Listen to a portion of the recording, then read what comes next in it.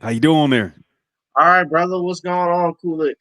And what's up, everybody? We're gonna let people come on in. Welcome to another edition of Gavin Reshaw Presents, a special edition today on Sunday. Whoever you are, wherever you are, I hope you're blessed and doing safe. I hope you all have had a great Christmas.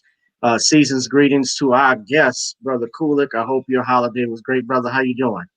I'm doing good. My holiday was good. I really don't celebrate. This. I don't want to say pagan, but I'm not really You interested don't into. celebrate Christmas. No, I don't. I'm not interested in it. But those who are getting their family All together, and friends, much respect to you. Everybody enjoy yourselves and take care to, relax and unload and get off the stress. But my holiday right. was good. That's good, brother. That's good to hear. I mean, for Christmas has been my thing though since I was a kid. That's me personally. Where I grew up, we all went. I remember going to church and then celebrating with my family, getting some damn good food, and you need times like that too to relax and unwind. Because 2020 has that been that year when we all have been going crazy with Yeah. everything. We got some people. Oh, that's you giving the black fist right there. But we got Yeah. some people on Facebook that are watching. I'm gonna try and actually get some more people to come on in because I know one thing that YouTube does, they mess with the algorithm. I shouldn't just say it's YouTube, but it's also Facebook and Periscope with Twitter. They're trying to censor a lot of black, and not just black people, but people in general that don't go the way of the far left, the feminazi. Oh, you call them feminazi, I call them feminazis. Uh, Yes. People that they go to, if you anything you time you disagree with what mainstream establishment has said, they try to censor you. I actually was suspended from Twitter Mm. for a week. I was telling Sean James about this. I don't know if you know Sean, I don't uh, think I but do. but I've had Sean come on. Sean is an author.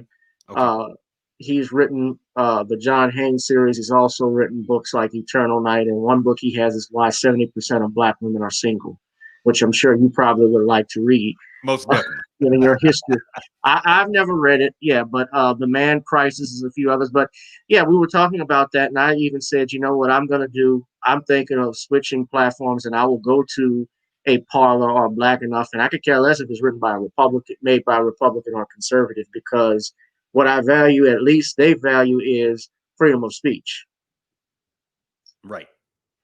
Yeah, and I think freedom of speech is certainly missing right now in this country, and I think men are missing in this country now. But I feel there's a movement in place, which I know you are trying to lead, and we'll talk about that in a little bit, where people are just getting frustrated of what's going on. So we got some people watching on Facebook, we got people watching on YouTube. Shout out to everybody that is watching us. Uh, and what I wanted to talk with you about today, brother. I guess we can go ahead and get right in. But first off, let me just ask you, where do you stay in New York or No, I'm currently in the DMV area right now. okay, so you're in DC. Yes.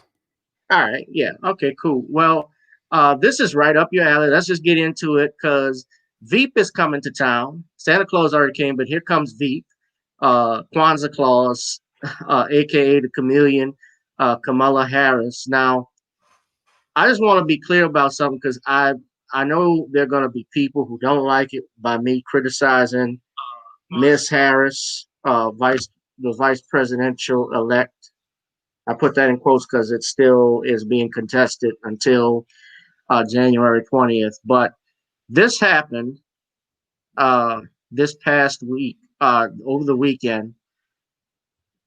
This is her Twitter account, and this was brought to my attention from the Black Authority, Jason Black. It has 2.4 million views. And I'm going to just go ahead and let's just play it. Got it. Happy holidays, everyone. I wanted to take a moment to send my warmest wishes to everyone celebrating Kwanzaa. Like so many other holidays, we will be celebrating Kwanzaa a little differently this season in our home. We'll be doing it over Zoom. You know, my sister and I, we grew up celebrating Kwanzaa. Every year, our family would, and our extended family, we would gather around across multiple generations and we tell stories. The kids would sit on the carpet and the elders would sit in chairs. And we would light the candles and, of course, afterwards have a beautiful meal. And, of course, there was always the discussion of the 7 principles. And my favorite, I have to tell you, was always the one about self-determination, Kujichagulia. And, essentially it's about be and do. Be the person you want to be and do the things you want to do and do the things that need to be done. It's about not letting anyone write our future for us, but instead going out and writing it for ourselves. And that principle motivates me today as we seek to confront the challenges facing our country and to build a brighter future for all Americans. So to everyone who is celebrating, happy Kwanzaa from our family to yours. Okay. I'm just wondering, was Tupac and Snoop playing when they were celebrating Kwanzaa? I like, and Judge Joe Brown, of course, we all know Judge Joe Brown. He's no stranger to the show. He said Kwanzaa started in this country in Los Angeles, California in 1966 by Ron Karenga and the US organization. Considering timelines, what generations of your family are were celebrating Kwanzaa when you grew up? Or is this more of listening to the then 9-year-old Tupac and Snoop Dogg when you were in the dorm?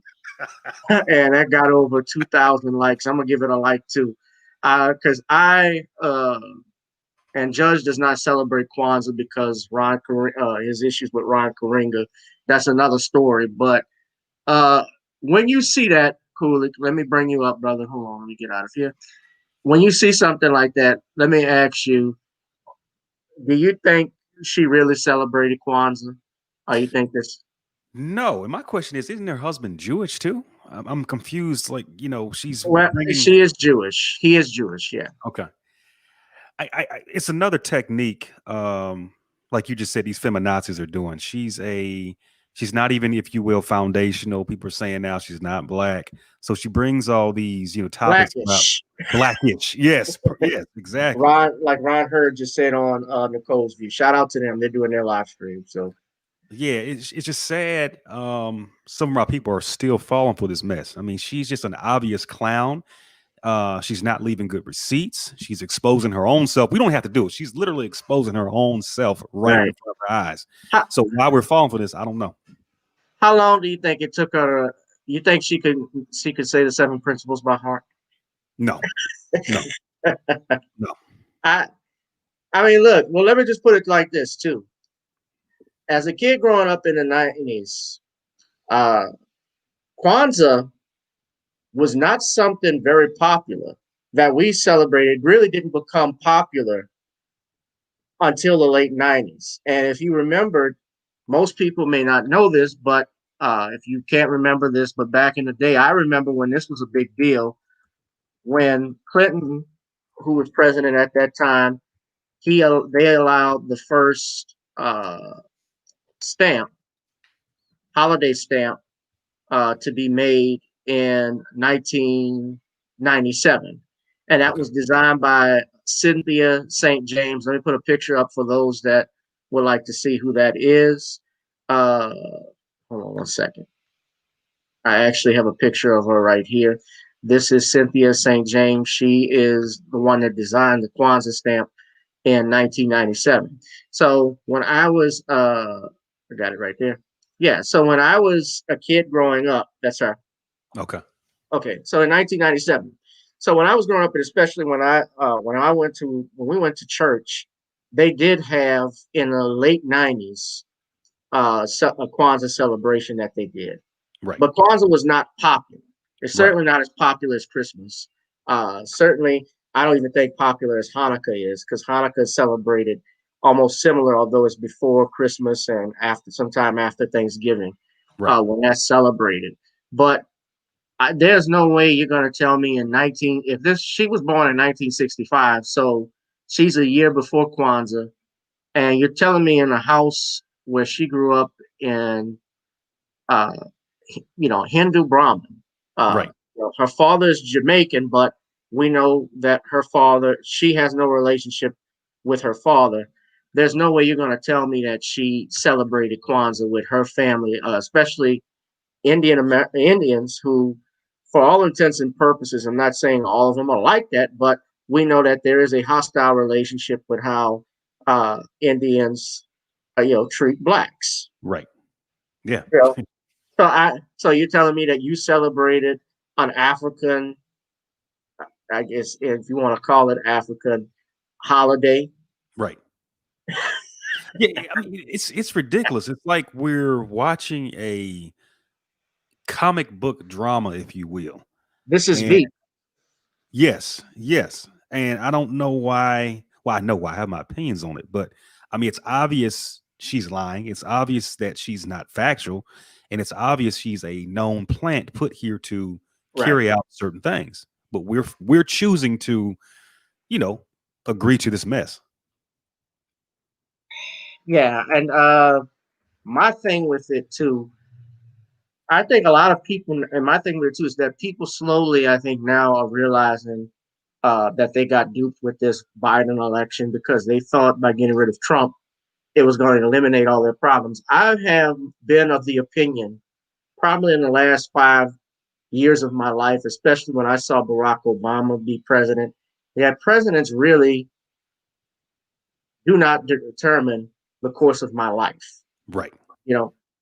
People get excited, people get frustrated when their president or their choice either loses or wins, just like in sports. Your team, my team is New Orleans Saints. You put your emotions in the Saints when they play football, and of course, when you have a situation where we call it the no call, where the Rams safety or cornerback Roby actually hit the wide receiver. I think it was Tommy Lee Lewis late.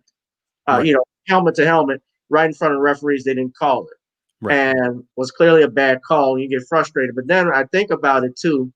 It's like at the end of the day, even though they lost, those guys are multimillionaires. They don't care whether you're upset about them or not. Facts. They got a mansion. They got everything. Breeze doesn't care if you throw interception. Neither does Tom Brady.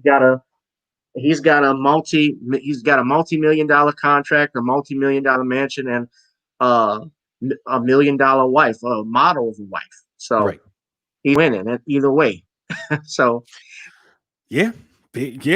But as you would know, I mean, this is not one of your topics, but I again, another thing I don't support the NBA. I do not support the NFL. I've watched in the past. I do like the '90s football, if you will. I'm a Dallas fan, by the way, or I should say used to be, but I do not support any of these slave foundations anymore because that's what they are. It's a slave plantation of rich Negroes. So you were a fan back in the day when Prime Time had his CD and everything. Emmitt Smith, Troy Aikman, yes sir, yes sir, yes. So as it say if you were you a Dallas Cowboy fan or Deion Sanders fan or Prime Time fan? I was a Dallas Cowboys fan. You're a Dallas, okay. Yes. See, you're fan overall, yes. Yeah. Well, I mean, look, I still watch the stuff. I'm not gonna sit here and lie and say that I don't because it is entertainment at the end of the day. But I do know what it's like at the end of the day. These guys are athletes. They're actors. They're not people. Muhammad Ali was probably the last and only great one that just put everything on the line. Right. He was about to go to jail and prison just for what he believed in. And he was willing to throw away the heavyweight title for it over a war that he knew was unjust. So, we don't have athletes of that caliber anymore. LeBron James, to me, I lost some respect for him, especially recently when that situation happened with the fact that they a couple of things that just caught my eye was number one was when he said he didn't know anything about Tamir Rice's situation. Right. And that happened that was right in his area. Exactly. And then the other thing was he talks about how we're scared of the police. I'm like, I'm not scared of the fucking police. Right. They bleed just like me. Do I like it, what they're doing? No, hell no. But we just got to start busting back. I mean, we gotta. I'm not. But when you talk about, oh, I'm scared. Like, why ain't no man that can just stand up and call it what it is? I mean, I look at like when we talk. Let's talk about this election too. Right. Like everybody was scared of Donald Trump and didn't like the rhetoric and the way he talked, which I didn't like either. But the people that voted for Biden, those that saw Joe Biden and stuff, especially our elders, they all lived in a time where they saw Bull Connor and Right. James Eastland Right. and John Stennis, Strom Thurmond. These are Joe Biden's mentors, right? Right. And he gave the eulogy for Strom Thurmond and Robert Byrd, for goodness sakes. Klansman. Yeah, Robert Byrd was a Klansman. And, Right. back in the 60s, he called Dr. King, a terrorist. Right. He when he was a representative, and he's in the House of Representatives. Byrd is from Georgia, if I'm not mistaken. So you see all of this stuff, and you put him in, and your reason for putting him in is, well, they can't tell you anything about his policies. All they can tell you is he's not Trump. He's not Trump. It's not Donald Trump. I don't want no Donald Trump and stuff like that. But now you look at the way he talked to the so-called civil rights leaders. Right. It's like everything is playing out, man. But this, yeah, I mean, that's my next thing. We're going to talk about this 2020 election, man. I wanted to know, I don't know if you voted or anything like that. If you didn't vote, I'm not going to sit here and shame you. But Well, but I wanted to ask you about it because did you lose? Well, what was your opinion on the election first and foremost? That's what I want to ask you. Well, I know. Go ahead. I knew it was a horse and pony show. I knew that from Jump Street. I did not. This is the first time I ever did not vote. So I did not vote. Joe Biden didn't have anything for me. Donald Trump didn't have anything for me. So therefore, I didn't vote. The last time I voted, or the last election, I voted for the Green Party. Who was against? It was Clinton, Hillary Jill Clinton, Stein. Trump. Yeah, Jill Stein. Yeah, Jill Stein was a Green Party candidate, but it was Hillary Clinton versus Donald Trump. Yeah, that's why I voted for Jill Stein that time. But this past election, I did not vote at all because they didn't have anything for me at all. So therefore, they're not going to get my vote. And I feel like what Black folks should have done, or like to say indigenous folks in this country should have done, is not voted and given their time and attention to this at all. That would have been a strong message to the, if you will, the elite voting section, if you will. But, we got all caught up in the fear. This whole thing about your ancestors died for your vote. No, they died for your liberation, as Dick Gregory would say. They didn't die for your vote. They died for your liberation. So we have to get caught up, get off this emotional thing, off this popularity thing. Some of our old folks, they really are caught up in this news thing and sensationalism, if you will. But Joe Biden is nothing but a liberal. And he's really not a liberal slave master. Now he's just saying, F all Black people, and he's treating us like dogs. Now, I know, Gavin, but we hear it, we see it. But Trump would have been better. He should have stayed in there. He pissed off the globalists. He'd have been a better, if you will, commander in chief. Things like that. But having a Biden there or Clinton, it's a bad call. Main thing I can say about Trump is this: Trump never got us in a war. Yes, right. We've not been in any major war. Yes, the war on terror is something that's been ongoing for the last 20 years when George W. Bush was president. Right. So that's something that didn't stop. Barack Obama didn't stop. Barack Obama authorized more drones strikes than any other president, even than Trump. Right. He also, let's not forget some of the stuff he signed into law, like the National Defense Authorization Act, that allows United States citizens, if they are believed to be a terrorist, they can hold you without court, without habeas corpus. Habeas means present the body. That's in Latin. But, as you know, you have to have probable cause in which to make an arrest and holding a citizen for at least over 48 hours. Well, if you're deemed a terrorist, you don't have those rights. So Americans are slowly but surely giving away their rights to this government with, bills like that. And let's not, of course, George W. had the Patriot Act, which was horrible. But and when I look at Biden too, let's not forget, main thing is what he did with Libya. He and Hillary Clinton and Barack Obama, although the way Minister Farrakhan makes it seem was that it was more the CIA and Hillary Clinton tricking Obama, but I got to include Obama in it because that happened under his presidency. Right. If you're the president of the United States, the chief executive officer, the buck supposedly supposed to stop with you, right? Right. So all of that stuff that happened, Biden was a part of it. But, we tend to forget all of that. And, what's sad is that we're so forgiving of Joe Biden. We're willing we forgive Biden's pre-strikes bill in 94, the other crimes bill he did in early 1980s, which was even worse.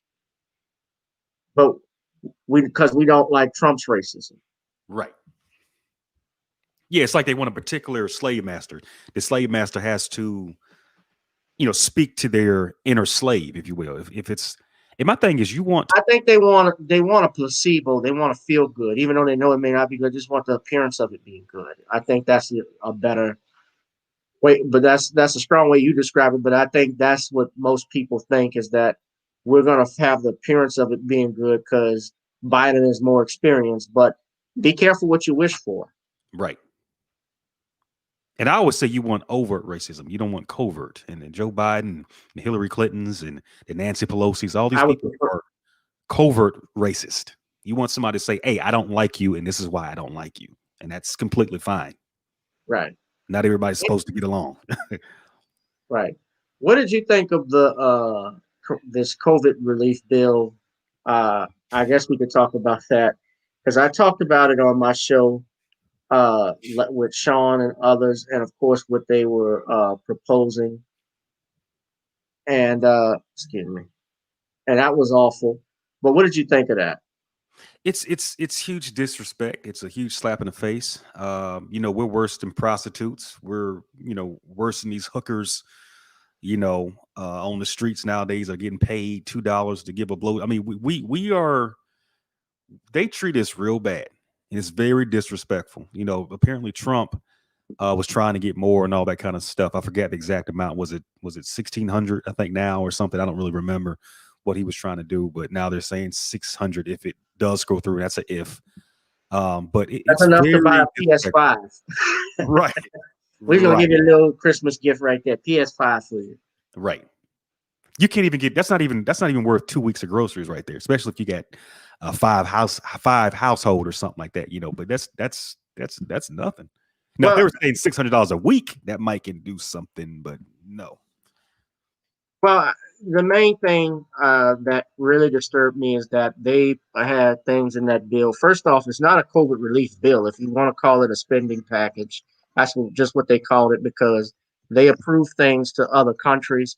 One thing that was really disturbing to me, of course, they approved like some money for Pakistan, but the main thing that disturbed me when I looked at it was that they're actually approving $40 million to the Kennedy Center. The Kennedy Center has been closed for the last 7 months. Right. No, nobody can go into 10. This is here $10 million for gender programs in Pakistan. You have, and everybody. I had people saying, "Well, that's all on Mitch McConnell." Mitch McConnell, it's not Republicans. It's not just Republicans. It's not well, they tried to approve it last year and Trump didn't want the $2,000. Well, I have to ask you, what was in the bill? Because it's not just approving. See, a lot of people think when the news tells you Congress approves COVID spending bill to give Americans $2,000 or $1,000, it was $1,500, the last stimulus. They don't tell you the other part of that is that there are other amendments, there are other things that are written in there that bill authorizes. Right. They leave that out. And we are too, a lot of the American people, most of them don't read. Right. Most Americans do not read. They read headlines. Right. At least 20% of Americans never read an actual story. The others read more headlines before that they share on Facebook more than they read the actual story. Right. So when you look at this, I did this. I'm not going to spend a great deal of time on it, but the bill was 5,593 pages long. Right. Now, I put this part up what a lot of people don't know. Two, history has a way of repeating itself. Back in 1913, the Federal Reserve was created under the same circumstances because it was done over the Christmas holiday.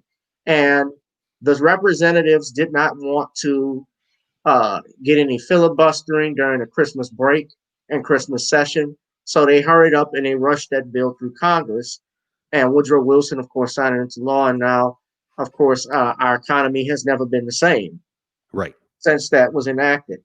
But even when you have Alexandria Ocasio-Cortez, who's a moron to me. Yeah, she is a more. Yeah, she says here Congress, but she even a broken clock can get the right time once, or at least twice. Congress Right. is expected to vote on the second largest bill in U.S. history today, 2.5 trillion, and as of about 1 p.m., members don't even have the legislative text of it yet. Okay, I give her credit with this. The whole package is a sellout. I'm voting no. Dozens of problems. 5,500 pages long. This is Paul Gosar, and 2 hours to review. This is nonsense. I agree with that. You know, you don't sign something you don't carefully read. Right. Exactly. And you being a But lawyer, you definitely would know that. right, most definitely. But look at this shit. Read this. U.S. senators could not vote for COVID relief without voting for gender programs in Pakistan, 35 million for abstinence programs, and tax changes for owners of race horses. Excuse me? So, what does Mr. Ed have to do with this shit? Exactly. What does Seabiscuit have to do with this? Seabiscuit 3. Yeah, Right. Seabiscuit's grandchild. Yeah, but that's your Congress. And there's a reason why Congress's approval rating is about a shoe size right now. Right. You know, a lot of people think it's just about Trump. It's just Trump and he's the main problem. Keep thinking that. Right. Yes. And It's you wonder why your kids can't afford to get out of your house now because they're racked up in debt. right. It's sad. I mean, it is sad. It's up, and you know, I'm gonna say this, and this is just my opinion. This is not Gavin saying it, but those who did vote for Joe Biden and Kamala Harris, you literally for the next generations and more so, you literally signed a death warrant on them. That's just my opinion on it. But this is the time not to be ignorant no more. You Yeah. know, I mean, cool. I get why people don't like Trump. I get it, but at the same time, like you said, Americans don't read. We're into emotional stuff like that and sensationalism. We got to get away from that. It's time to read. It's time to add up the truth and facts. And the truth and facts may not be something you like, but if it's good for your people or it's better, you need to go that way. Right. The truth is definitely the truth wins out at the end of the day. The truth, lies run sprints, truth runs marathons, as Michael Jackson once said. But yeah, man, this was disturbing. It looks like this is not going to be passed, obviously, before the new year, since they're all on break now. But forget even those that voted for Joe Biden, those that reelected Right. these representatives. Right. Right. See, people don't understand the way the law works. You know, like we said, we're too emotional with things. Presidents only, if you understood civics, there's the legislative branch, there's the executive branch, and there's the judicial branch. Yes. And that's in every form of government here in the United States. The judicial branch interprets the laws, of which the legislative branch makes the laws, and the executive office enforces those laws. And yes, a president, part of the jobs of presidents and checks and balances that we have in this country, he can, of course, being that he's the CEO of the federal government, he can sign and create executive orders Right. that have the effect of law, but they affect obviously the federal agencies and so forth, the special especially even federal spending on black HBCUs. As much as Ronald Reagan was a racist, but Ronald Reagan signed bills at least and executive orders to give monies to historically black colleges and universities. Even Donald Trump, he's signed laws and executive orders to increase funding. Right. Barack Obama, I'll never forget when he came to Baton Rouge, a student had asked him about, Mr. President, could you tell us about what you will do to protect HBCUs and increase spending? And Obama, out of his own mouth, even said, well, he never got a full answer when he spoke. He never get a straight answer. He says, well, we would have to look into it, but it's not good to fund something where there's no success rate. What he was essentially saying was that those that are failing, right, there's no point in spending money into it. Right. And even Roland Martin, and I don't like him, called him out on that. Right. A lot of people took issue with it, but because but nobody put a lot of focus on it because people, of course, they love the president. They like the fact that he has a beautiful suit on and Michelle looks nice in the dress and on the cover of Ebony magazine, and that's my president for life. Never mind BET. BT puts on a special for him. Never mind overlooking the fact that he used his platform all the time to talk down on black men. Look at how he spoke about black men that voted for Trump. Right. And it wasn't just black people that voted for Trump. I hate when they put it like that, because when I looked at the information, the statistics that the NPR broke down, you also had a high number of Muslims, 30% of Muslims that voted for Donald Trump, overlooking the fact of his so-called Muslim ban and the other stuff he said. Why is that? Because they don't get caught up in the emotions of it. They look at it as a business. Boom. Yes. Yes. It's business. Right. Same thing with Asians. And they're gonna outdo it. What Biden even said out of his own mouth with those interviews with those Negroes. I'm not gonna call them civil rights leaders. Right. Because they sat there and let this man talk down. Right. Gavin, are you there? Something happened. We're still live. I think your video feed got interrupted here. Yeah, I got interrupted. Sorry about that. Oh, no problem. No problem. Yeah, but they let him talk down to them. Yeah. So I'm wondering, but what I was saying was Biden even made the comment. I don't know if you heard it, but he said this country was doomed. I heard it. Yeah. Yeah. Yeah. What did he mean by that? That's a hell of a thing for a president-elect to say. Well, it's doomed for him. That's what he's saying. That's why we got to keep Trump in there. Somebody that has his mindset is doomed for him. He knows his family is in a lot of mess. He knows they've been into a lot of freaky, weirdo kind of stuff. Yeah, China's got him by the nuts and balls, and other corporations. But China's being investigated. Hunter Biden, right, for tax purposes.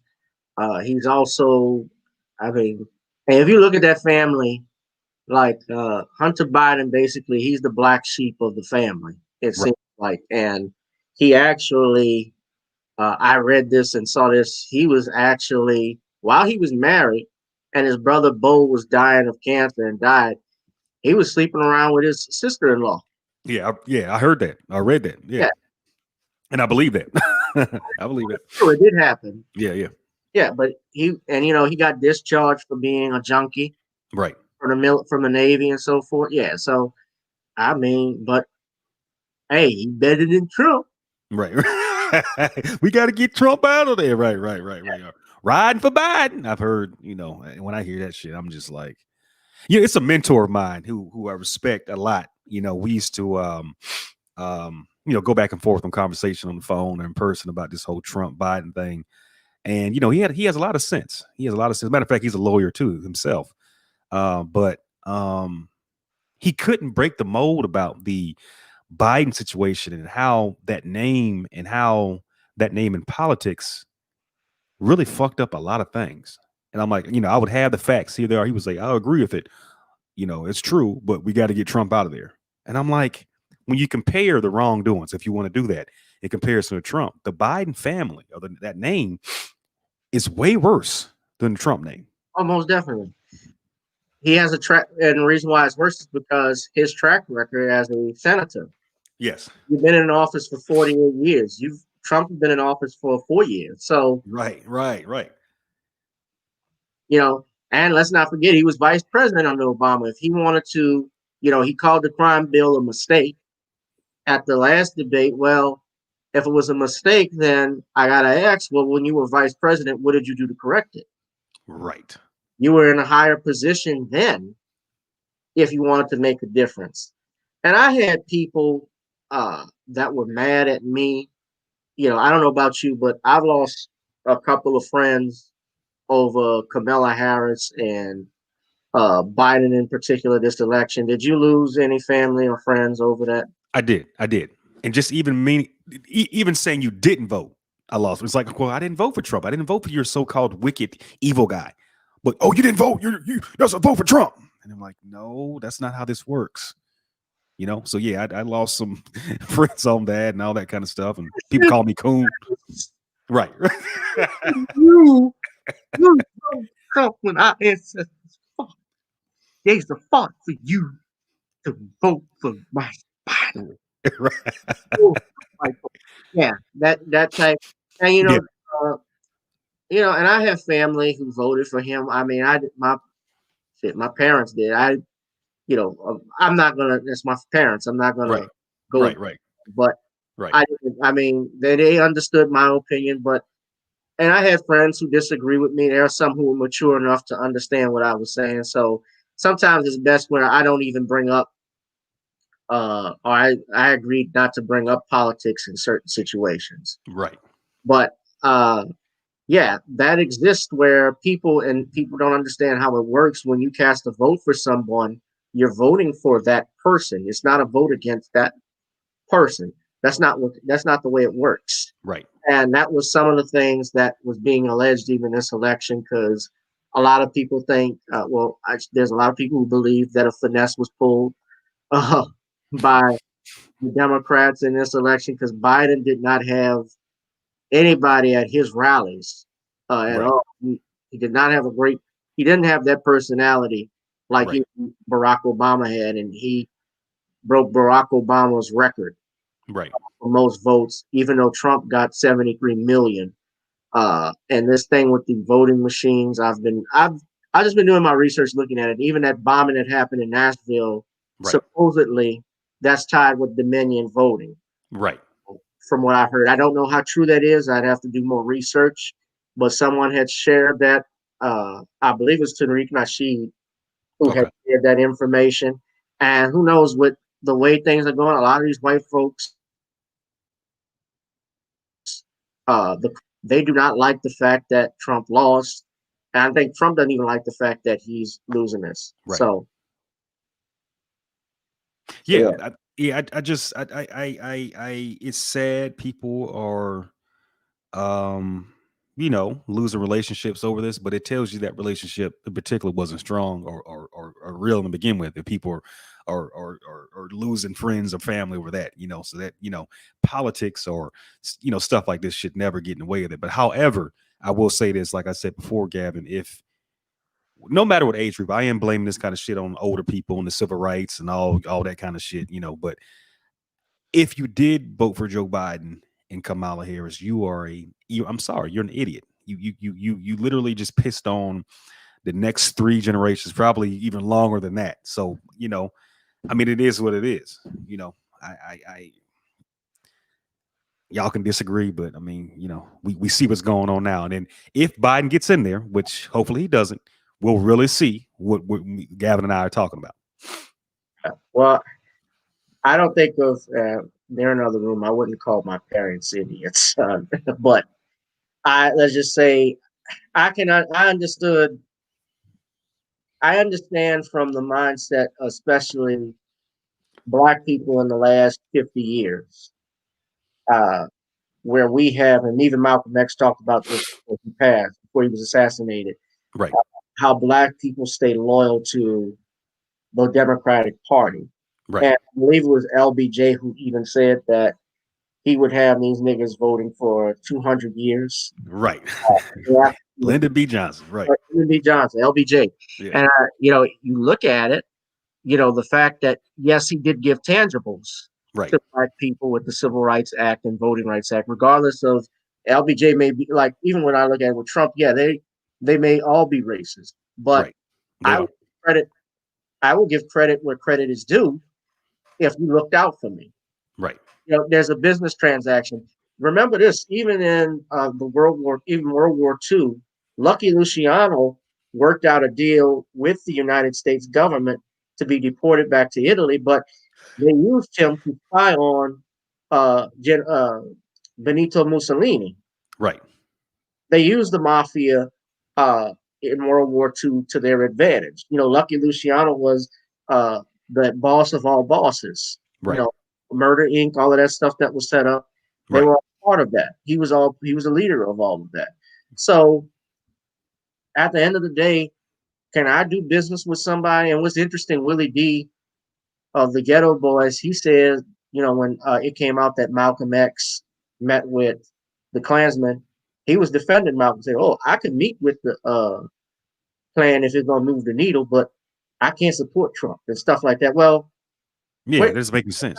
What he's saying doesn't make sense, because you're saying, "Well, I can't meet with Donald Trump," but then and he had Ice Cube on his show, but you were looking at Ice Cube differently, right? Because he was talking with Trump's people, right? Biden is just as, and it's the same thing with Biden. Although Biden really, and their people, and Ice Cube said it best, I reached out to both of them, right? But one listened and talked with him, the other one said, "Get with me later." Right. And that's not the way business works. If you got a deal on the table, you got to strike while it's hot.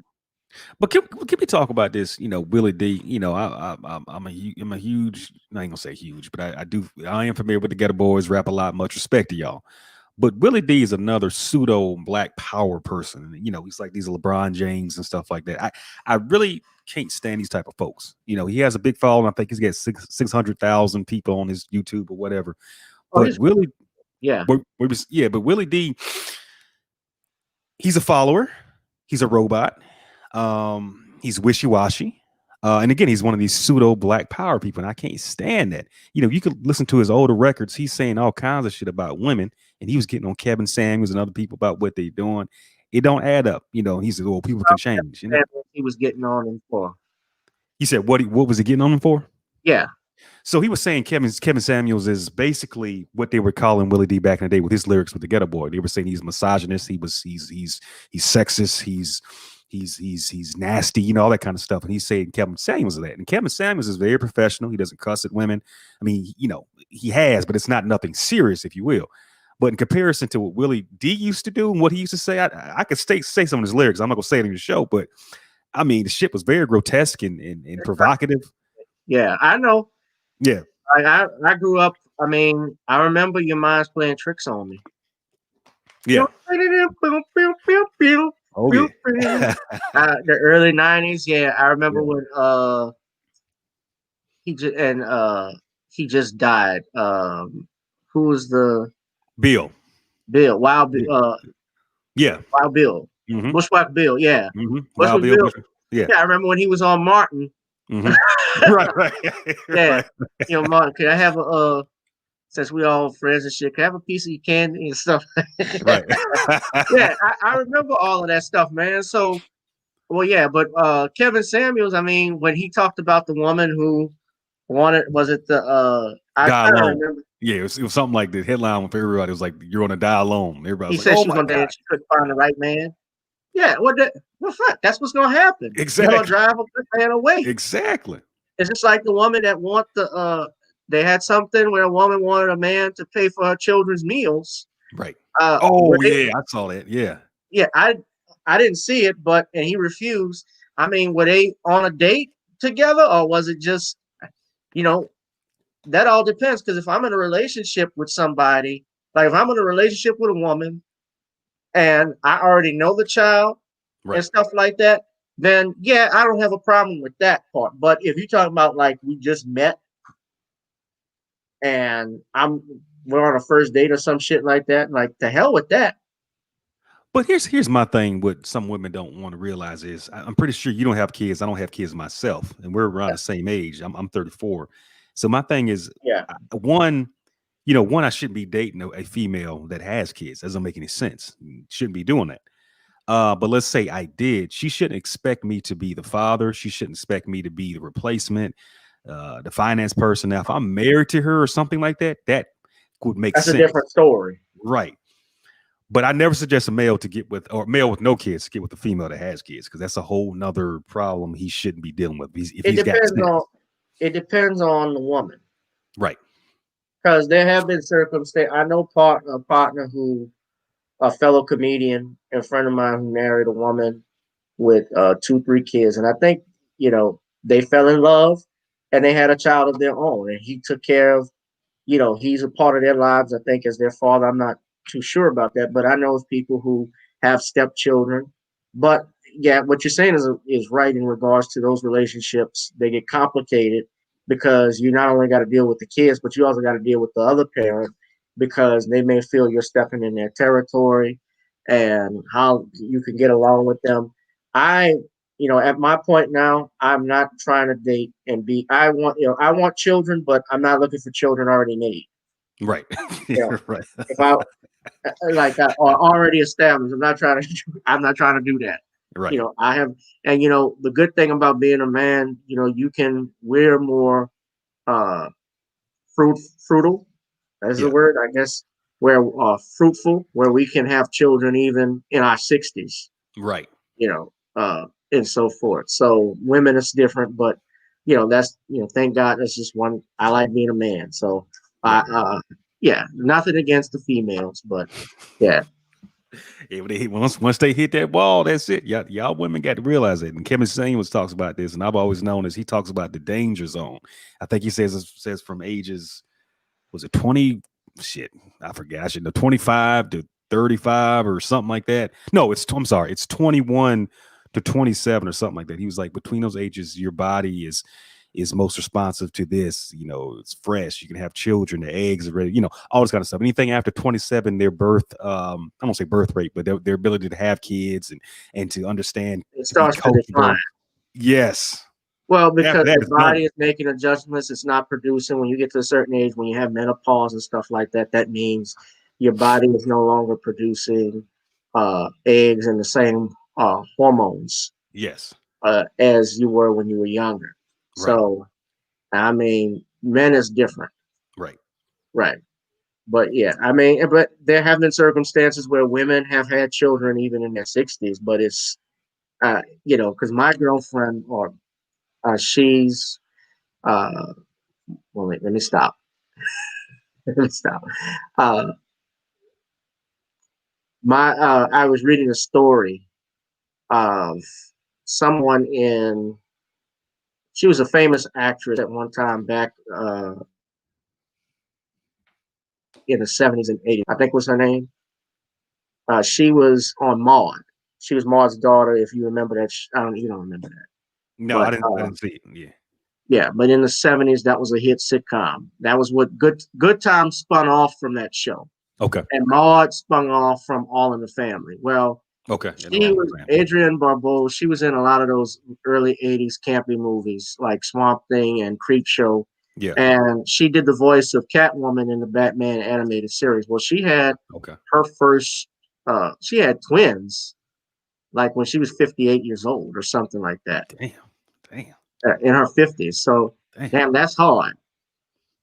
It's possible, even Lucy had, Lucille Ball, she had children in her 40s. So it's possible, but you don't want to wait, I guess, that late. They don't like to wait that late.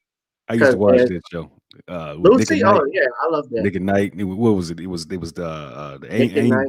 Amos Wilson show, whatever it's called, and Lucy, and what was her husband name? Ricky Ricardo. Am I Ricky getting shit? Ricardo. Yeah. Ricky Ricardo, Desi Arnaz. Yeah. Yeah. Lucy, nice Right. dueto. Ay, ay.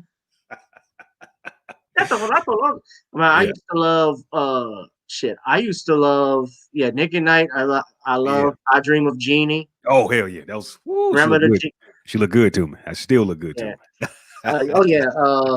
You're talking about White woman. Barbara Eden. Yeah, she was a fine woman. Yeah. So even Samantha, the girl from Bewitched. Elizabeth Montgomery. Yeah, in fact. Yeah. Shit. But Topanga was even hotter than all of them. Boy Meets World. Boy Meets World. Yeah. White girl kick. Oh yeah.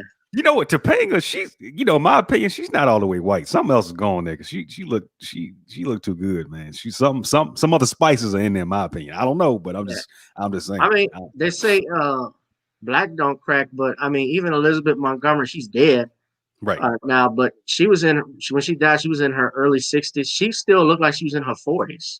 Right. She was a good looking woman. She, I guess, took care of herself. Right. But but yeah, I liked her. I liked who else too that a lot of brothers liked was Six from Blossom. She was on the Parkers. Oh yeah, gotcha. Yeah. Okay. Yeah. Yeah. That's true. Real shit. Yeah, I know you're talking about. She had an ass on her. Yeah. Yeah, she did. She did. Matter of fact, wasn't she in that movie with Martin Lawrence? Am I thinking of something else?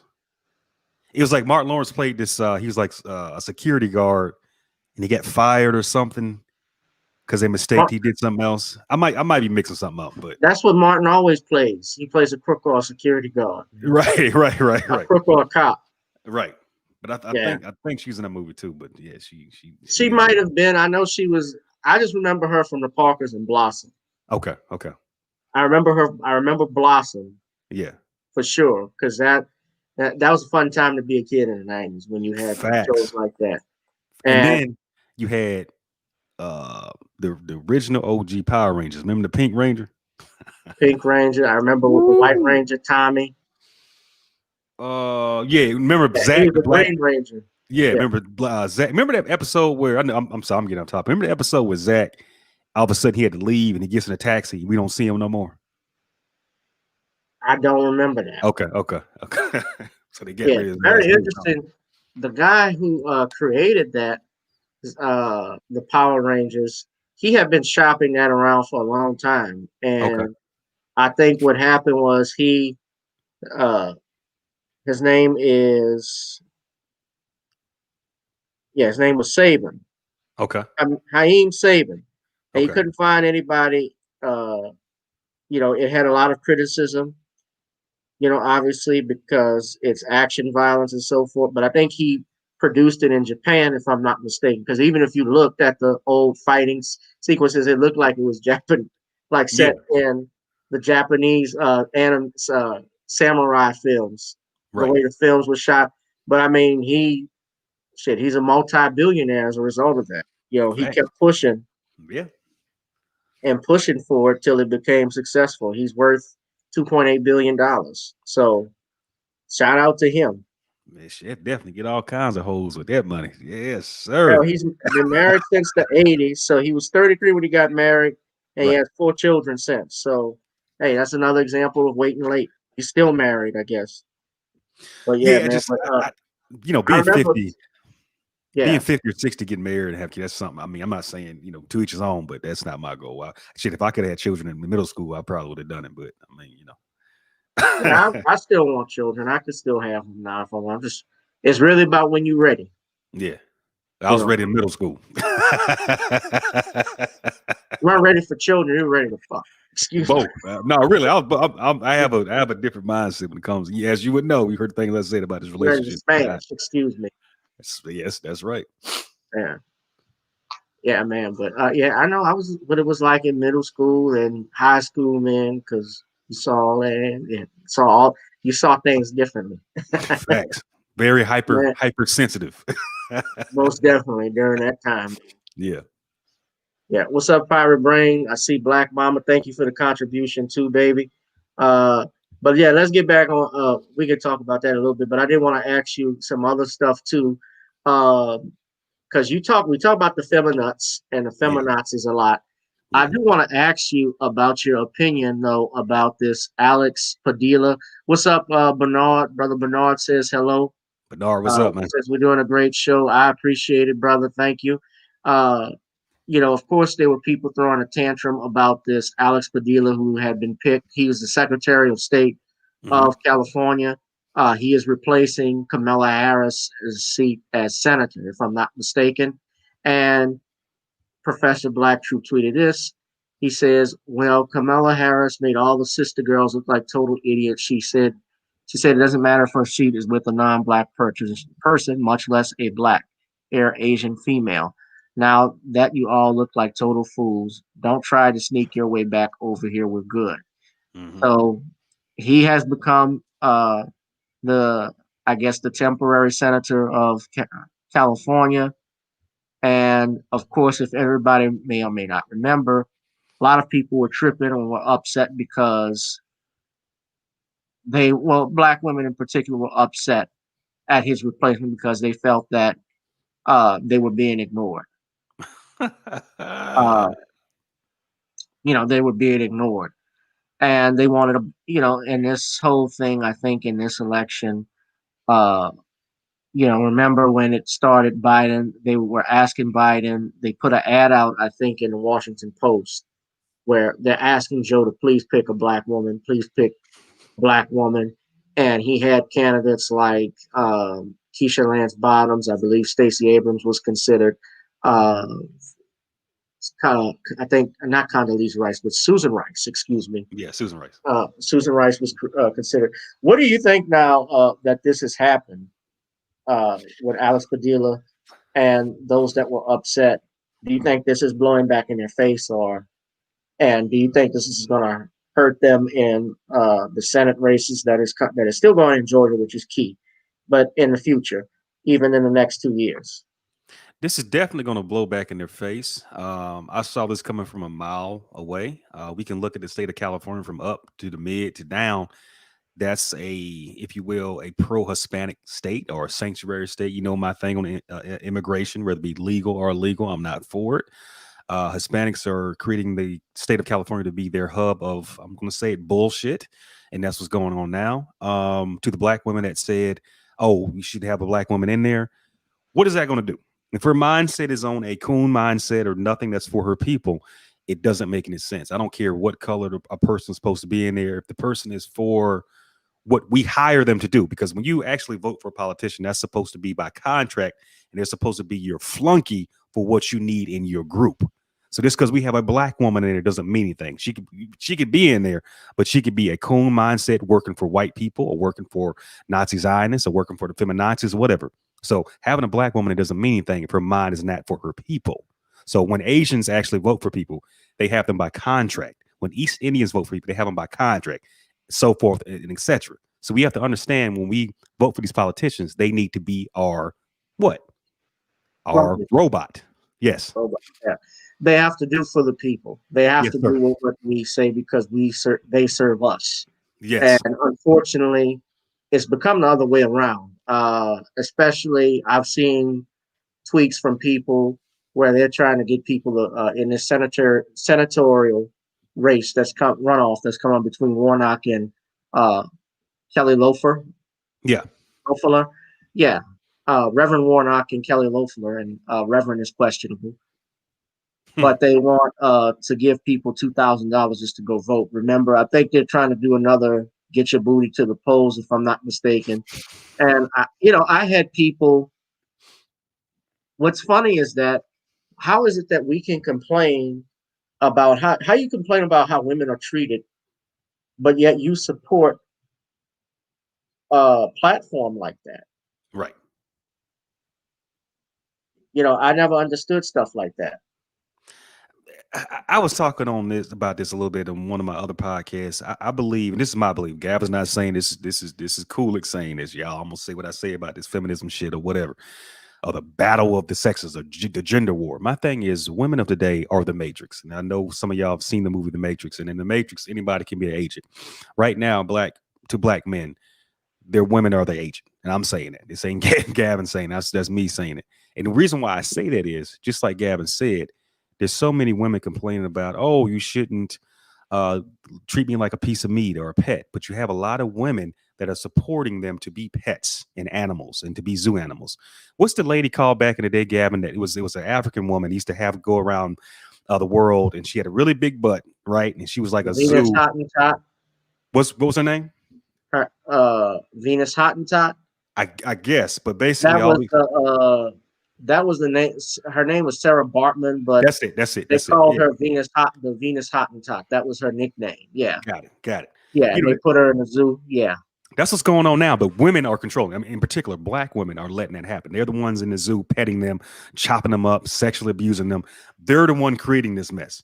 Yes, there's black men going to strip clubs, throwing money, but at the end of the day, a lot of black men, they don't want women like that. They don't want a Cardi B. They don't want a Megan Thee Stallion. They want a woman they can bring home to their parents that they can build families with and build a team with. They don't want this garbage we have out here today in the masses. They don't want that. Now, women are creating this and pushing this bullshit. They are. It's the hard cold facts. Well, I won't lie. Especially when I was growing up, when Uncut came on, I saw Ludacris with Booty Poppin' and Nelly had Tip Drill and stuff like that. The slide, right? The slide. Right. Credit card. Yeah. Charge it. Right. I of course, I like shit like that. As a man. Yeah. Right. I'm a man. I mean, even Megan Thee Stallion, I mean, she's stacked nice, she's built nice, but I think she would be good for, if you talk about one night stands, that's one thing, but would I marry a Cardi B? Would I marry a Megan Thee Stallion? No. Megan Thee Stallion, and here's another thing, a point of criticism where we're all right now. How is it that we can praise Cardi B and put her in movies and music, give her a Woman of the Year award, which they had Breonna Taylor's mother, I believe, present her, if I'm not mistaken. And she bragged about drugging men and raping them with trannies back in the day. But Bill Cosby is in jail on hearsay for the same thing, and he had not one shred of evidence. There was not one shred of evidence in which to convict that man. Facts. Not one shred of evidence, and I'm grateful that they live streamed the hearing, the Supreme Court hearing. I don't know if you saw it. I did. But we covered. Oh, you did? Yeah. Did you see what? Okay. Well, we covered it. Nicole, Ron, myself, and Drew Story News. We all covered it, and we sat and we watched. And the justices, at one point, the Chief Justice even walked out when the state was talking, giving their argument. And they kept even interrupting him more and more, saying, why did you bring all of these women on? Well, we needed it because we didn't think it was going to have a strong case. Well, then why just not use the victim? Right. It means you didn't have a case. Right.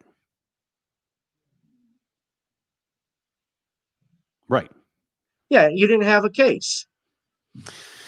Yeah, it's very disrespectful. It's very off balance. It's very disrespectful. To be a black male that's heterosexual, that's got sense, that's speaking his mind and saying things that need to be said, you are an anomaly. You are a threat, not only to black men, but black women and all kinds of stuff.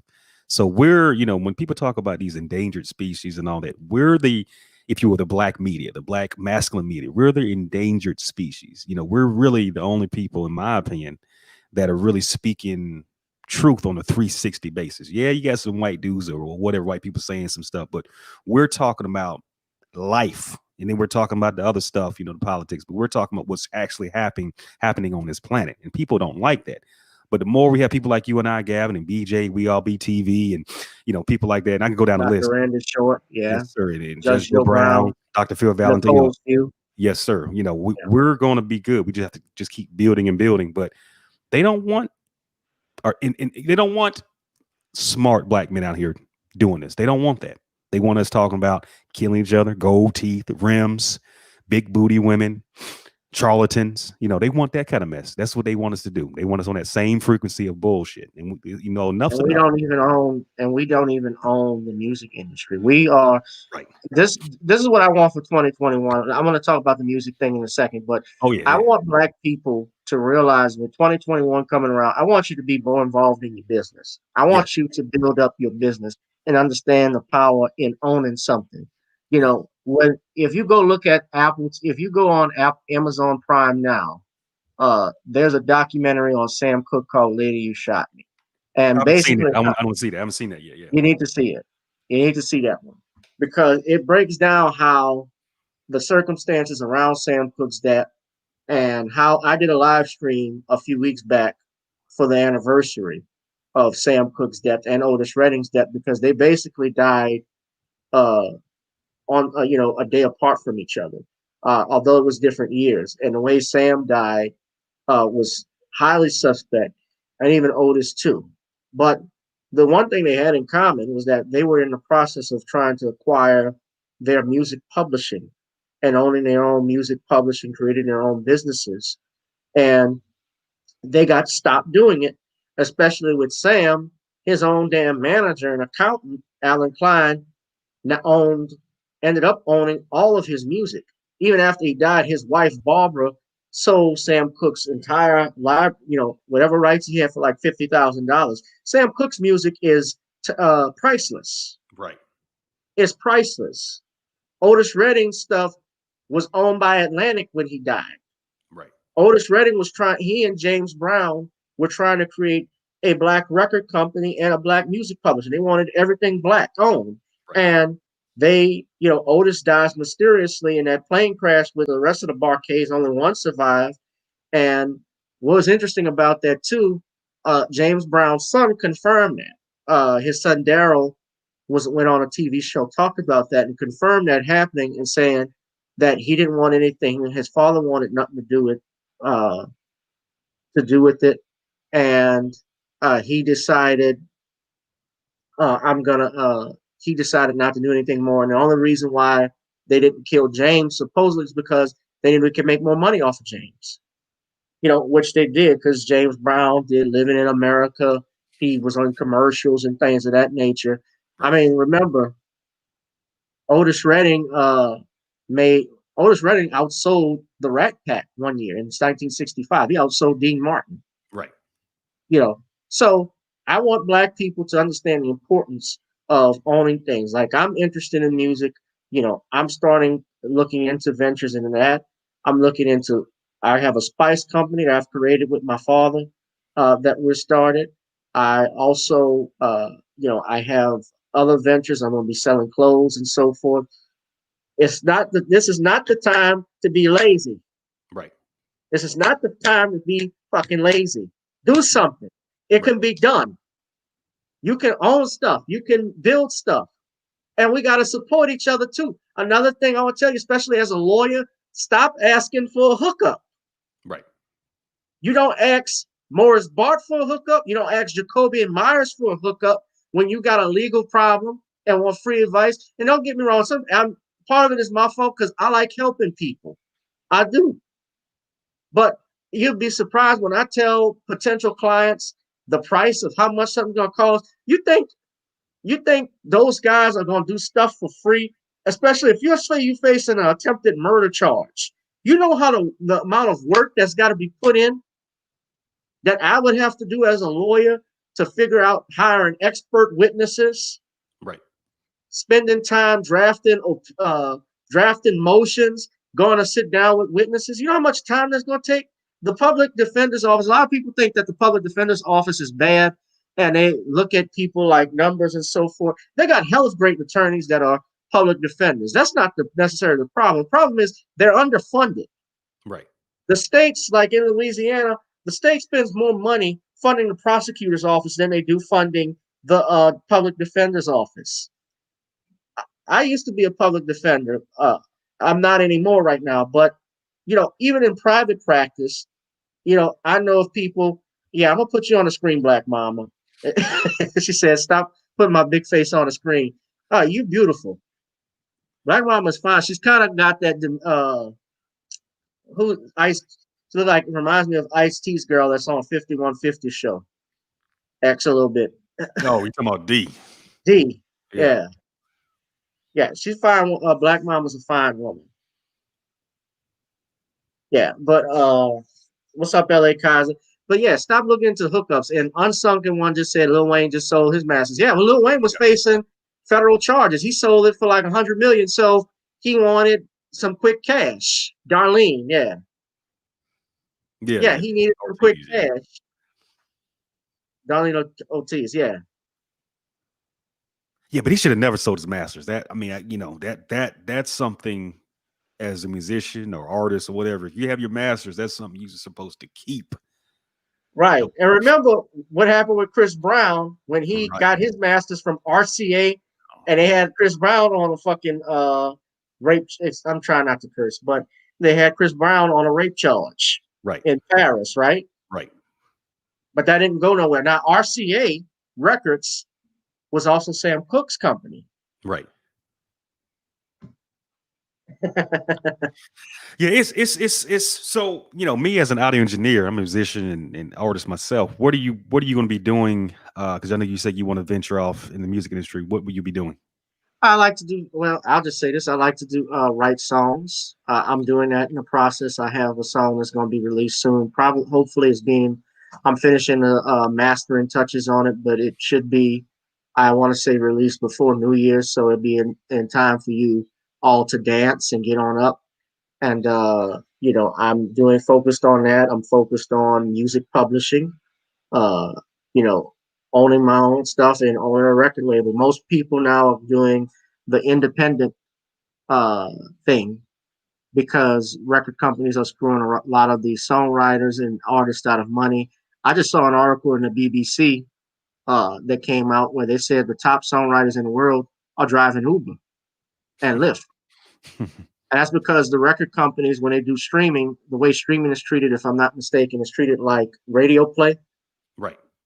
So the record companies, they collect the money and they sit on it, but they don't release it to the artists and songwriters. Right. So I would rather own my own thing and have my own record company, have my own publishing company, and just come to me. Right. Which is what independent artists are doing. And if it doesn't sell a million, well, okay. But I'm happy that at least I got something that can generate some income. Right. If it's a hit. Now, of course, you got to spend time, you know, promoting the shit out of it. Right. Promoting the mess out of it. Yeah. Yeah, you know, with these, you know, streaming services, you know, especially the Spotify's and the Apple Music's and the damn what's the other one that they have what, iTunes? Pandora, iTunes, you know, all that kind of stuff. You know, if you can get your stuff on there, which I have, you know, I'm with damn, what's the distribution thing called? Not at what, BMI or ASCAP?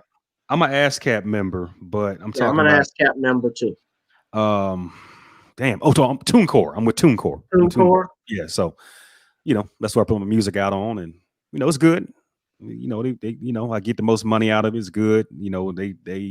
So TuneCore works. I'm sorry to cut you off, but TuneCore TuneCore is what helps you get on those platforms, or. Yes, that's like my, if you will, record label or distribution digital service. So it goes on all the new distribution services that come up. Matter of fact, it updates itself when a new one comes up, and it gives you the option. Do you want to put your music here and there, and YouTube, Facebook, Spotify, Pandora, you know, etc. And plus TuneCore, Tidal. Yeah, Tidal, yeah, it does that one too. But yeah, you know, it gives you more options. That's why I chose it over DistroKid and the other ones, you know, TuneCore. And plus you get the more money out of it. That's the thing, you know, money and rights. That's what I look at. And as a lawyer, I know you know what I'm talking about. Right. So you had said something about a label. So do you have your own record company, or this is like No, that's my record company now. No, but I would eventually want to have it, especially when I build up more clientele and money and stuff like that. But it's interesting when I hear people like you that want to do their own record label. I mean, you know, I definitely would like to link up and see how things go. And but it's important for us, especially black men or black people, to have their own record labels, because dealing with, if you will, what's the guy out there that used to have Whitney Houston on his thing? You're talking about Clive Davis. Yeah. You know, we can't do that stuff. Oh, No more. he, who. Right. Right. We can't be on them slave plantations no more. We got to get off the. We can't do it no more. It doesn't work. Got to be strapped too, because they will. If you are an artist like a Michael Jackson or a Prince, they will. This is just me personally. I've Right. always believed they took out those guys. I agree. I agree wholeheartedly. I agree. Just the timing of it all, the fact that all of those guys, supposedly died. Like Prince dies, but he had no will. Right. And now it's coming out that he did. Like even Aretha Franklin is coming out. She had a will, but damn, she had her will in a freaking couch. Right. Like supposedly an holographic will. Right. That's a will written in handwriting. Yeah. So yes, that was Unsunken One. That was the Omen beat that I did for Clive Davis. Yeah, but I mean, yeah. So all of those artists, especially if you look at Sam Cooke, he knew the value of owning his own. If Right. you read, you can watch that documentary. Another thing you could do, you could read the book Sam Cooke, One More Bridge to Cross, that I checked out and read. It was very entertaining. But in the book, they talked about Elvis, and Elvis was having issues with his manager, and they suggested Elvis leave, and he says, "No, I'm not going to do that. I'm not going to end up like Sam." Right. So he understood. He even understood what happened with Sam, because that story of him trying to rape a woman in that hotel, where he could have afforded a bunch of hotels. He's driving to this hotel. This hotel is off the beaten path. Right. In Watts. Right. Yeah. A seedy motel, and he could have gone to any hotel on the Sunset Strip if he wanted to. He had the money. He had a car, a Ferrari that he was driving. They entered under as a man and wife, Mr. and Mrs. Sam Cooke. If you're gonna cheat on your wife, you don't use your name; you use a pseudonym. Right. So, exactly. Yeah, so that whole story just didn't make sense. Yeah. Right. Yeah, and then the Prince thing. Prince was he was a genius, just like Michael Jackson was a genius. He had the Beatles. Almost definitely. They were. Yeah. Go ahead. Yeah, I was saying they were just, they were geniuses. They were some people feel, well, I feel like this. They were sent here to do a certain thing, and we as humans blocked them to, so they could, in other words, they blocked them, and we didn't get to see their full potential. But it's like, in terms of their business skills, besides their artist skills, they were on point. And yes, they were killed. They were taken out. No doubt about it. Well, that's with Prince. What happened with Prince, though, a lot of people thought, and I didn't know this because I was a kid, but when he started calling himself Taft Cap, the artist formerly known as Prince, we thought it was an arrogance thing that he was doing. But the real reason was that he was in a dispute with Warner Brothers and was not obviously getting paid for all of the songs that he had written, all the songs that he created, like Purple Rain and A Little Red Corvette in 1999, which is why he said, "I'll never perform those songs again." But it wasn't until years later when he got the rights to that back. He came back, made a deal with Warner Brothers in like 2014, and then 2 years later, he dies mysteriously in an elevator by himself. Right. And then they leaked the pictures too. I don't know if you saw that, but I saw them. Sadly, that was fucked up. Yeah, I saw what happened with Michael too. I always wondered what happened to the bloody shirt. Remember, there was a bloody shirt with Michael. I do. Yeah, whatever happened with that? And then, I don't know what my mind thought about this. I don't want to get conspiracy because this is conspiracy. But when you look at the Tupac thing, that was interesting too. And they definitely killed him. But I will say this on the Tupac thing. When I look at the stories in my research, now you're a lawyer, you're a better researcher than me. But Tupac, this is gonna sound spooky, whatever, but I feel like he's not dead sometimes. I'm not saying he didn't die, but when I look at the story, it's very disjointed and da da da da da.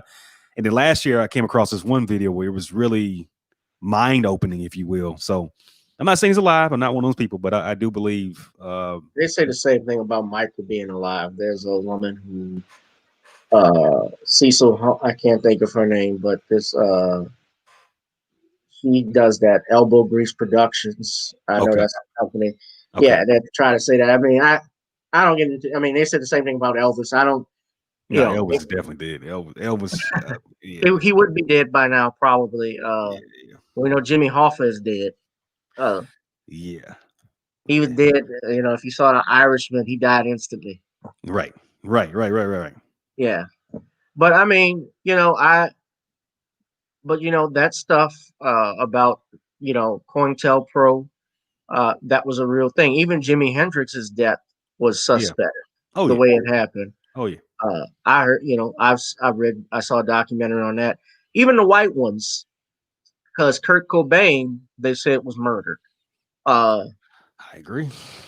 and Kurt Cobain Think about this. supposedly, I don't mean to cut you off, but think about this. Kurt Cobain, 93. thought he was 94. I'm sorry. You're right. Kurt Cobain, 94, Eazy, 95, Tupac, 96, and Biggie, 97. Think about that. Right. And those four guys were powerful, and they got taken out. And now look at the music industry now. It's Look on at the rock. decline. Look at rock and roll. Look at it. It's just like you have no type of talent there now. So they took them out. Boom. It's like they took Aaliyah out. Then who came?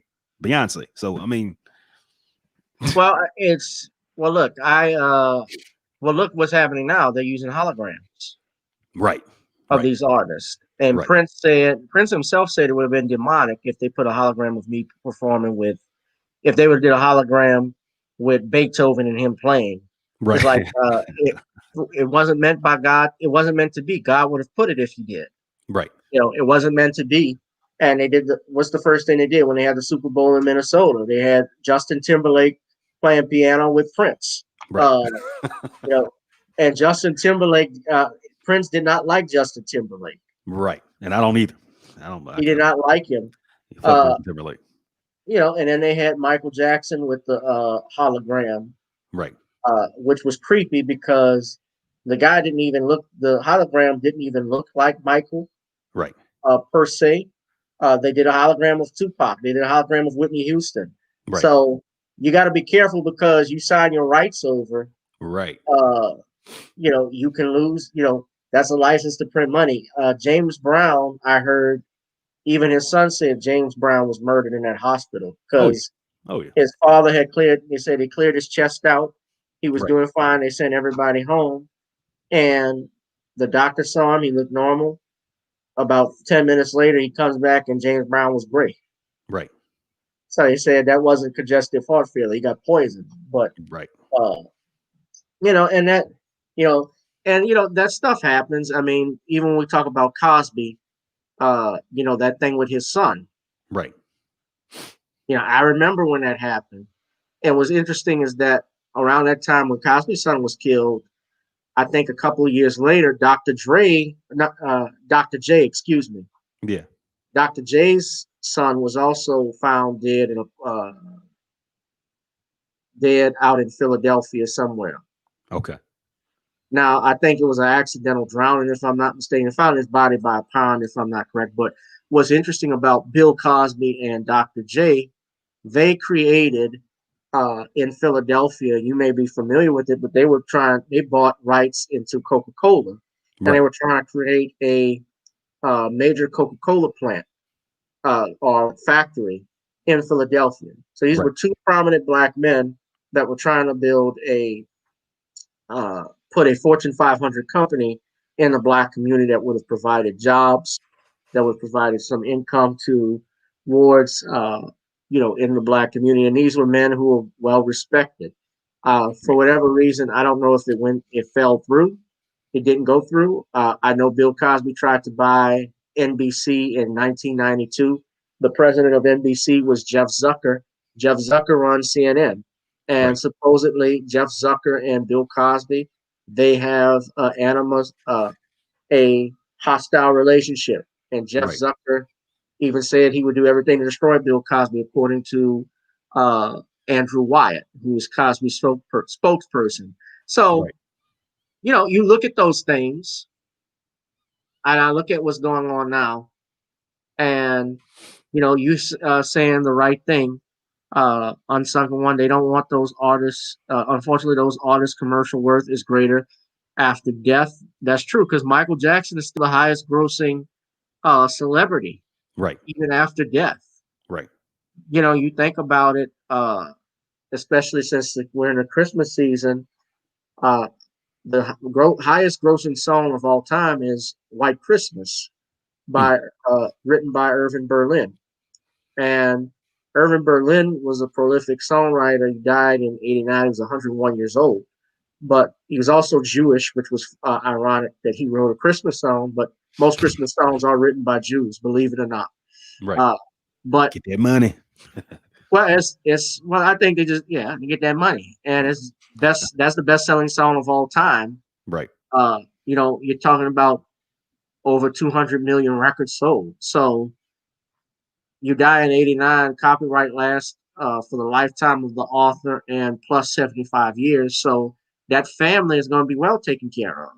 Right. That's just from one song. That's not counting the other songs he had as hits. Right. But you just think of that. Right. So, I mean, it's a license. Music can be it's very lucrative. And it's something that you could get into. I mean, men who weren't even artists like Lawrence Welk, and people may be wondering, how do I know all of this stuff? It's because I read. Right. But Lawrence Welk, you know, he used to have his variety show used to come on. He actually was a wealthy man from music publishing and real estate development. So these things can be done for us if we apply it. So I want us to do that. Right. I want us to look at it, look at making a business, what it takes. Right. That's facts. Yeah, I don't. Yeah, yeah. This is a good opportunity for us to know. I don't know if you're familiar with Strange Music, Tech Nine, and all those guys out there in Missouri. But I heard of Tech Nine. Yeah, but they have their own independent record label, and they're doing fine. They're doing fine. You know, you don't need these conglomerate, Right. labels. You don't need them anymore. You don't. You got the internet. You got these distribution services that can be your own record label, and you can control how your videos go, your social media. You got all this stuff. So just use it. The only thing that sucks is they can censor things. They can block you. They can block you from the feed. That's the only things you got to really worry about. But as far as anything else, I mean, you can do your thing. Sky's the limit. Most definitely. I want us to look at that, man. We should be there's no reason why we shouldn't be making money off of hip hop right now. Right. Like, look at Vlad in Vlad TV. This culture vulture I can't stand comes in and disrespects us. And he's made a healthy living off of Negro, off of black people. Right. Off the culture. Right. That's like when you say you're going to boycott him. Well, he's already a multimillionaire. Right. What you going to boycott? You know what's sad to me? It's like if I had a media group like Vlad TV, right? And I had Negroes go on there and I would say, hey, I heard you shot this guy on December 2nd, the year 2003, when you were 8 years old. Can you tell us about that? They'd be ready to beat me up, blow my head off, right? At that moment, me asking, calling me a snitch, calling me all kinds of names. But the minute a white Russian Jew asked them all these kind of questions like that, they have no problem with mouthing off, telling their whole life story. I don't know what this white skin does to some black people, but it makes them break down psychologically, physically, mentally, whatever. But if a black person was asking these questions, they would be labeled as a snitch. They would be killed. They'd be beat up. But Vlad, a Jewish Russian, I would say secret operative agent provocateur, can ask them anything, and they will tell their whole life story. So my thing is and I haven't been watching Vlad TV since 3 years ago. And I started noticing these guys are going there and they would just tell all their business. And then all of a sudden they get a hit with a charge. Right. And I'm like, y'all are that dumb? But in their records, they're talking about no snitching, watch out for the ops, the police, and all this shit every 5 seconds. But they telling their life story to some Jew person who they never met in their life. It's amazing. It is amazing. I don't get it. It's amazing. Well, Vlad is, well, I think it's more of a thing where we believe the white man's ice is colder. A lot of people believe that, and they feel that they love explaining things to white daddy and white mommy, so that they can impress them. And so I think that's the reason why they'll go to Vlad before they come on here. Facts. Despite what he said. Right. Yeah. But yeah, man. But that's the stuff we deal with. We just got to keep trucking. And like I said, 2021, this is the year we can get things as bad as 2020 has been. But this should be the year where if you were asleep, you're now awake. Let's look at what we can build. Find a trade. If you like something, invest in it. Learn the stock market. Learn how to build yourself up, man. Right. And I told you, brother, I'd keep it like to a half hour and a half. I don't know if I had anything else I wanted to discuss. I think we hit on the feminazi and Nazis, but right. Where can people find you at, Coolic? Well, my YouTube channel is Pineal Coolic, and my Instagram and Twitter is Coolic. My Cash App you see right there is Run That Ball. If y'all want to email me directly, it's Coolic314@gmail.com. And Gavin, thank you very much for the invitation to your show. I enjoyed myself thoroughly. I would like to invite you on my show too in the near future. And yeah, man, like you said, let's keep trucking. Most definitely, man. We got that StreamYard logo that's blocking your Cash App. So why don't you put it in the comments, and I'm gonna let me see. I'm gonna make sure y'all guys can see my Cash App, the ticker at the bottom. You can donate to the Cash App, Gavin Richard Esquire, or Google Pay at gavin.grich1@gmail.com. That's the best way to contribute to the channel. If you want to continue to see me and continue to see me have guests on like Brother Coolic, like Dr. Randy Short. I know Coolic has been on there. They were talking about the pork chop feminists recently. I saw you on with Judge Joe Brown yesterday and Ron. So you guys, please support this brother. Donate to the channel. Donate to him. That is his Cash App. Again, you all see my Cash App at the bottom. I want to say this too, because I think Pirate Brain is still there. Pirate Brain is a producer, he was telling me. So I didn't get your email, Pirate Brain. Would you please email me? And Coolic, you do write songs, I take it, huh? You play, yes. What instruments do you play? Just curious. My main instrument is drums, but I also play guitar too. Currently, I'll show you my, not currently, I've been doing this I like to show and tell I'm that guy. But I make beats and all that kind of stuff. I don't know if you guys see my drum pad here, Machine 8 drum pad, but I do a lot of production with that. If I'm not in the band and such things like that. So, if y'all want to collaborate and stuff like that, I'm definitely down. Like here's my guitar. Again, I'm a show and tell kind of guy. Can y'all see that?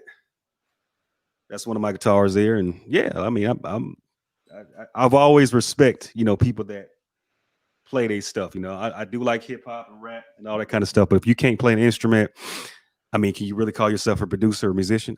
My opinion, I don't think you can, but to each his own. Get your money, make your money. Yeah, I play drums too. I'm not a great piano player. I'm still learning it. I've been learning that for too long though.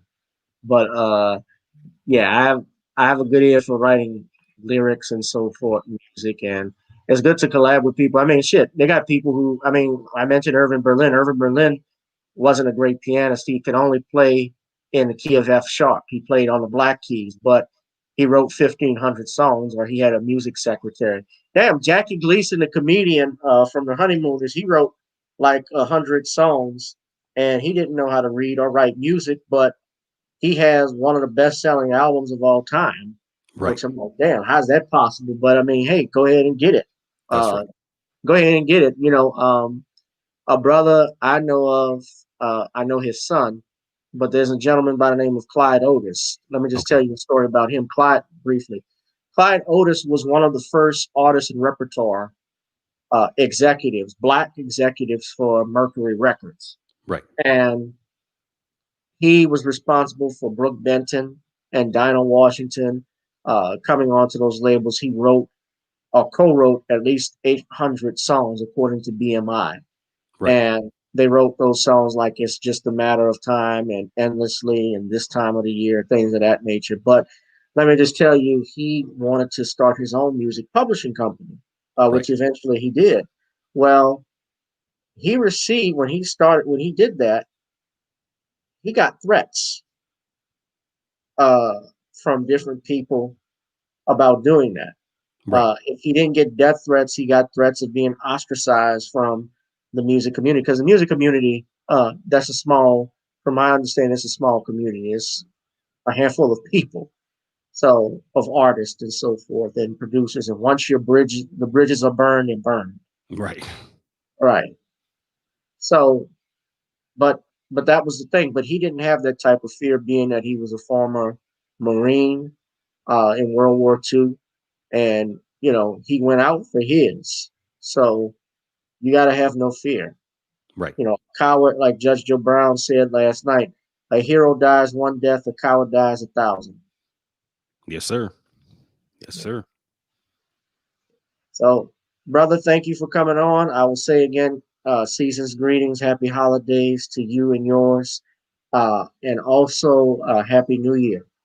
And Happy New Year, also, Gavin. Again, thanks for having me on. I will contact you soon to get you on mine. And yeah, man, we gonna prosper and do well and be successful. All of us black people, we gonna be the potential we're supposed to be. all right, that's what's up, man. No Pirate Brain, I did not get your email. You see my email at the bottom, gavin.grich1@gmail.com. Black Mama, you can also hook up with me too, because I had something I wanted to ask you. But Pirate Brain, yeah, please send me an email. Coolic, come back on the show. Thank you for tuning in. And everybody else, what's up, Bernard? We love you too. All right, guys, I'm out. God bless you. God love you. And I will holla. Tune into also my podcast, Gavin Richard Presents. I'm going to be talking again. I'll do another podcast on that. And also, I guess, on top events of 2020. And there's a whole list you can choose from. But I will do a rundown of events in 2020 for the new year. So you guys be safe, be blessed. Coolic, I appreciate it, man. Much respect. Peace out. All right. Peace out. I'll holla. Peace, guys. Peace. Pirate Brain, go ahead and put it in the chat. Black Mama, put your email in the chat.